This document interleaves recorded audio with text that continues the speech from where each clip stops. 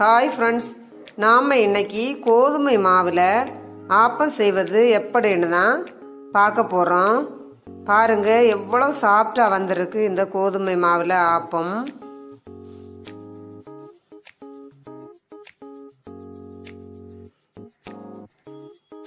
இப்போ நமக்கு இதுக்கு தேவையான பொருட்களை பார்த்துடலாம். அரை கப்பு துருவின தேங்காய், அரை கப்பு வடித்த சாதம், ஒரு கப்பு கோதுமை மாவு,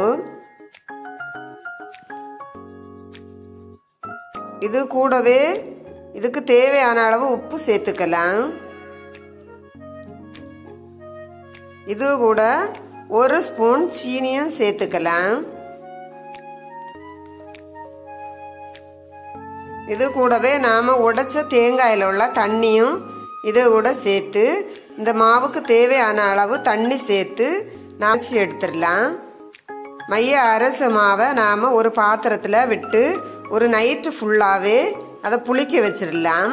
இல்லைன்னா ஈஸ்ட் சேர்த்து நாம் இதை மிக்ஸ் பண்ணோன்னா 1 மணிக்கூர் அல்லது 1.5 மணிக்கூர்லேயே நாம் இந்த ஆப்பம் செஞ்சு எடுத்துக்கலாம். ஈஸ்ட் சேர்க்காம இருந்தால் ஒரு நைட்டு ஃபுல்லாகவே இதை புளிக்க வைக்கணும். நான் இப்போ ஈஸ்ட் சேர்க்கலை, ஒரு நைட்டு ஃபுல்லாகவே இந்த மாவை புளிச்சு வச்சுருக்கேன். பாருங்கள், இப்போ நாம் இதை ஆப்ப மாவு பதத்துக்கு கலந்து எடுத்துட்டு நாம் ஆப்பம் சுட்டு எடுத்துக்கலாம். அடுப்பில் நாம் ஆப்பச்சட்டியை வச்சு இதில் ஒரு கரண்டி மாவு விட்டு நாம் சைடு எல்லாமே படம்படியாக கிறக்கி விட்டுக்கிடணும். சட்டியை கிறக்கி விட்டு நாம் ஆப்பம் சுட்டு எடுத்துக்கலாம். பாருங்கள், இந்த மாதிரி தான் நாம் இந்த சட்டியை இப்படி கிறக்கி எடுத்துக்கணும்.